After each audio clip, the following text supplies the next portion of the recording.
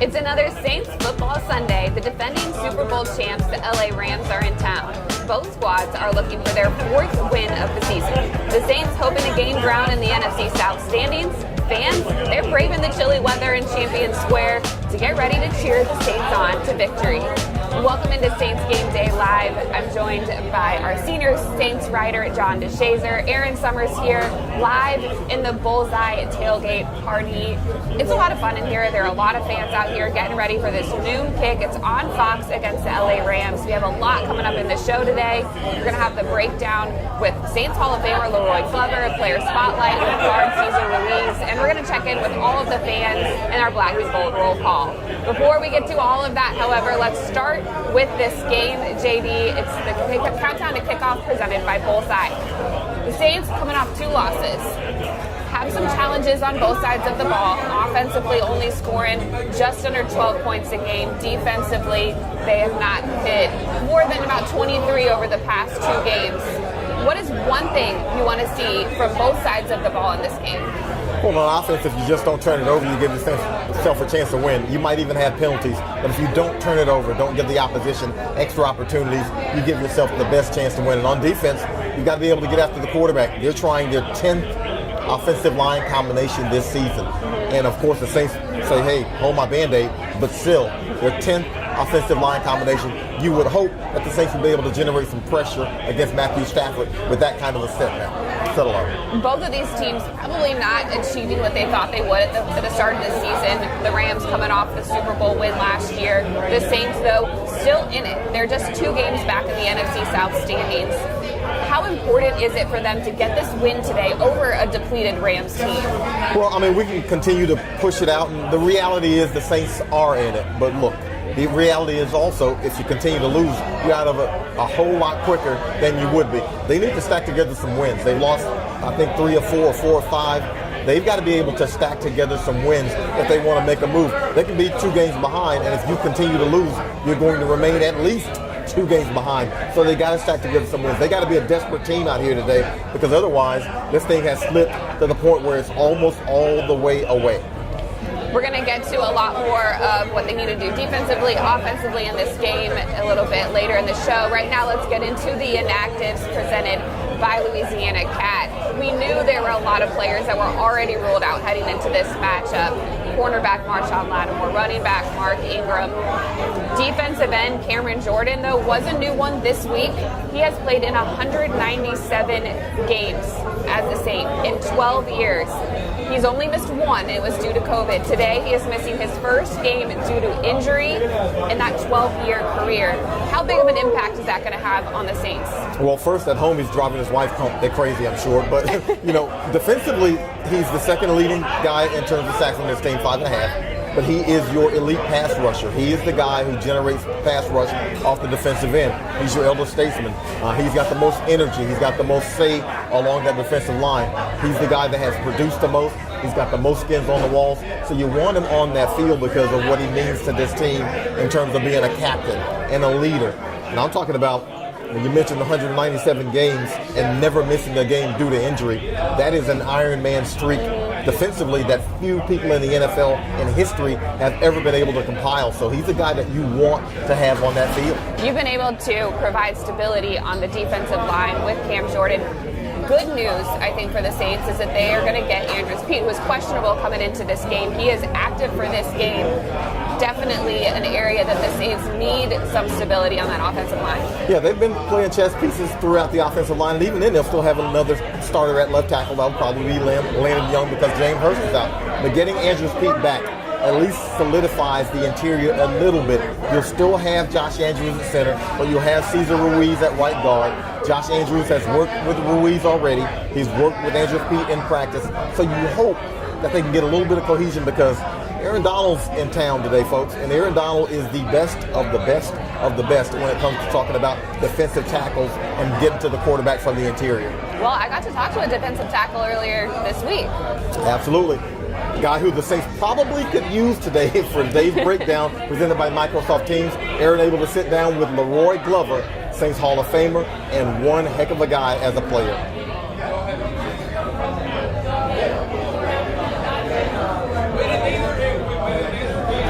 presented by Microsoft Teams. I'm Erin Summers, joined by Saints Hall of Famer, 6-time Pro Bowler, Leroy Glover. Leroy, how are you doing? Thanks for joining us. I'm doing fantastic, and thanks for having me. In 2000, when you were a player, you had 17 sacks. You were the NFL's Defensive Player of the Year. You definitely know how to produce on the football field. What does this defense need to do to force some takeaways? Yeah, ultimately, it's going to come down to one play at a time. You know, they're going to be in good positions because of the way that they're coached and the scheme and the style of play that they like to play. Now it's just going to be those one or two opportunities, once again, going back to some of those factors for success defensively. They've got to find a way to take the ball away from opposing offenses and get the ball back to the offense. Looking at the upcoming matchup against the LA Rams, the Saints have been dealing with injuries. The Rams are definitely dealing with their own bevy of issues. How pivotal is this game for the Saints for them to get out there and get a win? Yeah, I think it's going to do a lot for them in a lot of different ways. Number one, their confidence. You know, you can never discount the Super Bowl winning team. You know, they are still the Super Bowl winning team until another team comes in and wins it this year. And so to try to get a win at home versus a solid team, regardless of the injuries, because every team right now at this stage of the season has some shape, form, or fashion of injuries. And so you got to go out there with 11 that you have, try to execute a game plan and a scheme, and hopefully the ball bounces your way once or twice. We've heard from a lot of the captains, the leaders on this team, defensive end Cam Jordan, running back Alvin Kamara, linebacker Demario Davis. What have you liked about their leadership this season? Yeah, I think when things are getting a little shaky, we're going to see that with each and every team in the National Football League. At some point in the time, things aren't going to go your way. You're going to have to face a little bit of adversity. But that's why you lean on that veteran leadership. Demario Davis, a gentleman who you spoke of, is phenomenal in that role. You know, whether it be a vocal style of leadership or if a play needs to be made on the field, he is the type of guy that you need on your defense who can really rally guys around him. Before I let you go, just want to check in. You're starting as a coach now with the XFL. You've had some time with the NFL. How much are you looking forward to that opportunity? It's exciting, you know, just getting back to ball, you know, just getting back to trying to inspire a group of men, for lack of a better term, of young, hungry men who want to be successful, who think they have a vision of success. And now it's my role as a coach to try to help them get there. I appreciate the time. It's always great catching up with Saints legends and former Hall of Famers. Thanks for having me.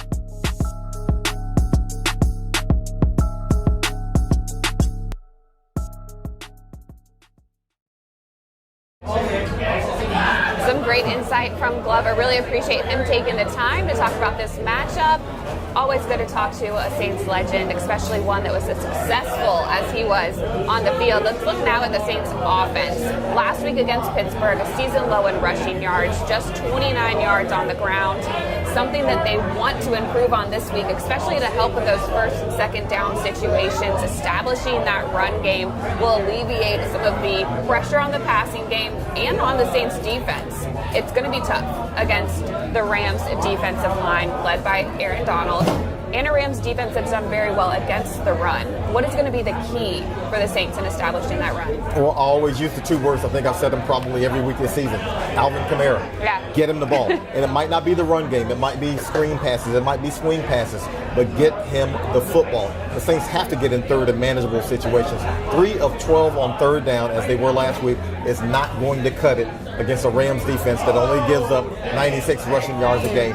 So it might not be a high rushing total, but if you get the ball to Alvin Kamara on those long handoffs, extended handoffs, which is what I call swing passes and screens, then you can build the yardage that way, and you don't put so much stress on being in 3rd and 7 and 3rd and 8 and 3rd and 12, because those are the situations where an opposing defense will feast. You don't want Aaron Donald to have you in 3rd and 12 and give him a free pass to just rush the passer and not have to respect the run. Aaron Donald has been an All-Pro every single year that he's played, 3-time Defensive Player of the Year, so he is an absolute threat out there. There are multiple on that defensive front, so it's going to be a lot of looks for the Saints to have to catch on to today. You mentioned Alvin Kamara. He has had over 100 yards of scrimmage the last 4 of 5 games here at home, so hopefully that trend continues for him. Another matchup, though, to watch in this one, I think, is going to be wide receiver Chris Olave against cornerback Jalen Ramsey. Yeah, Jalen Ramsey likes to take on the number one receiver from any opposing team. Right now, Chris Olave is probably the number one receiver for this team, even though Jarvis Landry is going to be playing in this one. So it might mean a feast day for Jarvis Landry if Chris Olave is the guy that Jalen Ramsey is going to have to harass. But obviously, Chris Olave is the top-notch guy right now. Jalen Ramsey will be after that top-notch guy, and he's shut down so many guys in his NFL career. So it'll be a great learning experience for Chris, one way or the other. And of course, on the offensive line, if you're talking about lineups, you're talking about Aaron Donald against that interior. One of those guys is going to be Cesar Ruiz. And Cesar Ruiz is a guy that Aaron was able to sit down with this week for our Sanderson Farms Player Spotlight.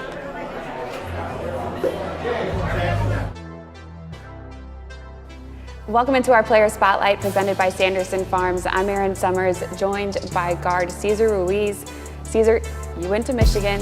You were center there. You've moved to guard. How comfortable are you getting in that role in your third year here? Yeah, it's definitely feeling a lot more comfortable, especially what I'm doing like 3 years now. So it's starting to feel a lot natural. And I've got a ton of reps at it, so it's fun, man. I'm enjoying it. You started all 17 games, the only offensive player to start all 17 games last season. How have you been able to provide some leadership for the rest of the line this year?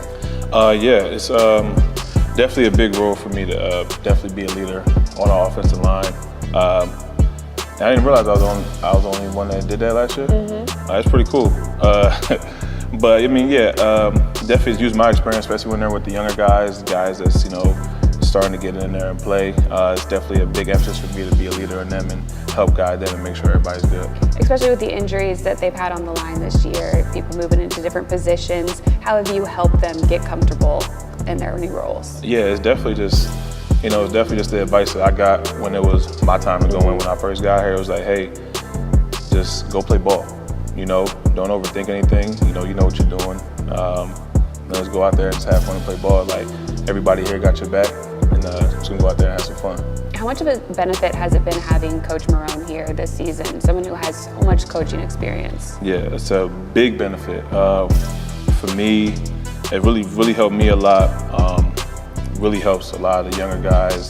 Coach Marone's a great coach, and he's been doing this for a while. So having him there and just the way he coaches and the way, his emphasis on us being better.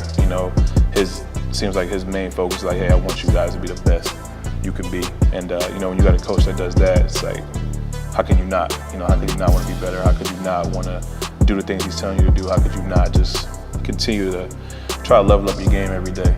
What does the O-line need to do this week to be better, to be the best that they can be, especially when you're looking across and you see Aaron Donald over there on the other side? Yeah, just got to go out there and play ball. It's no special magic to it, no special magic to game day. Just going out there, doing your job, and let the game play do what it do. All right, I mentioned you're from Michigan, or went to Michigan. Big game coming up in a couple weekends here against Ohio State. Lots of Ohio State guys on the team. Yeah. You'll be getting ready for that game in San Francisco. Are you guys going to watch together? How are we going to do this? It'll probably be on in the locker room. Definitely going to watch it. I'm going to have a bunch of my Michigan attire ready for those guys. As soon as that game's over, I was going to dish it out to everybody, let them know, like, hey, you got to rep this maize and blue for the next couple days, So that's the bet if Michigan wins. Absolutely. Last year I didn't have enough shirts for everybody, but I'm loaded up this year. I'm ready. So there's like 9 Ohio State guys on the squad. Yep, and I got 9 hoodies. There you have it. All right, well, good luck this weekend. Cesar, thank you so much for joining us on the Player Spotlight. Thank you.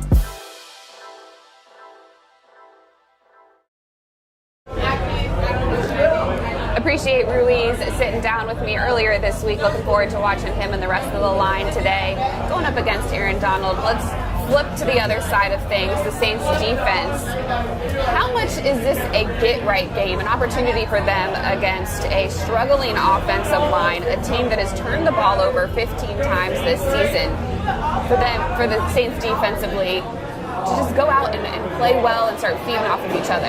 Well, I'd like to say I don't know how many opportunities are better than this, and yet the Saints go out without Cam Jordan, without Marcus Davenport, and that pretty much depletes all of the depth that you have along the defensive line. So Peyton Turner is going to have to play big. Tano Passanio is going to have to play big. Kentavious Street will have to play big. David Onyemata will have to play big. So those guys are going to have to pick up for those missing pieces along the defensive line. But again, this is an offensive line for the Rams that is beat up, that is depleted, even more so than the Saints, knock wood, and let's hope to keep it that way. And so if you can't get pressure on Matt Stafford in this one, I don't know when you will be able to. Matt Stafford has taken 28 sacks in 8 games. That's 3.5 a game. So if the Saints can't get to him, it's going to be a tough day because he still is a talented quarterback. He's got Allen Robinson at receiver. He's a really difficult receiver. The Saints know about him from his Bears days, so hopefully they'll be able to get to him and rattle him up, maybe get a turnover off of him, and not allow him to be able to sit back in the pocket and get comfortable. You mentioned 28 sacks for Matt Stafford. They've had 31 that they've allowed all season, so that is another 3 that they had last week. So definitely an area that the Saints are hoping to take advantage of. You mentioned receivers there. No Cooper Kupp in this one, though, who is the reigning offensive player of the year, has been doing very well. 2nd in receptions in the league, 5th in yards, and 5th in touchdowns with 6 on this season. How much is that going to change the game plan, change things for the Well, that allows you to kind of focus in on Robinson because he pretty much ascends to the number 1 guy now. Now, do you have to double team him? I don't think so. I don't think the Saints need to do that. But not having Cooper Kupp on that field takes away a huge chunk of what the Rams want to do offensively. Do they have the pieces to be able to plug in and do some of the things that Cooper Kupp does? That's what the Saints are gambling against, especially against a lot of guys that you don't have a lot of film on. All right, a lot to watch in this one. Make sure you download the ASAP app to get all of your game day needs delivered right to your door. Use code SAINTS22 to score free delivery, tickets, autographed items, and more. ASAP is the official mobile ordering partner of the New Orleans Saints. We leave it to the end every time because we want to give fans another opportunity to get excited, get the juices flowing before game time. So we're going to check in now with the Black and Gold roll call presented by Bud Light, see what the fans are up to as they're getting ready to head into this game.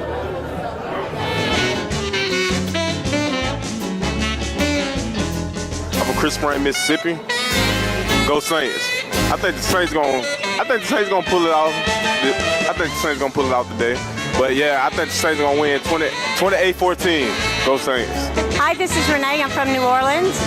I'm Sarah from New Orleans. And go Saints! Baton Rouge, Louisiana! Yay! Go Saints! Go Saints! Yay! Ian Trice-7 from Pascagoula, Mississippi. Saints are going to win 21-14. Go Saints.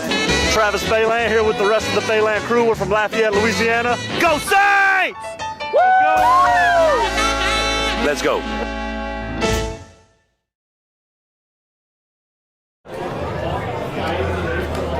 This game is a 12 o'clock kick on Fox as the Saints host the LA Rams. Both teams looking for their 4th win of the season. You can listen to the game on the radio with Juice McAllister. And of course, we're going to see the game on Fox with another former Saints player in linebacker Jonathan Vilma, who's on the call there. So lots of Saints flavor to this game today, hoping that it bodes well and the Saints can get a win. For everybody on the crew today, John DeShazer, I'm Erin Summers. Thank you so much for joining us. We'll see you right back here after the game on the Saints postgame show. Go Saints!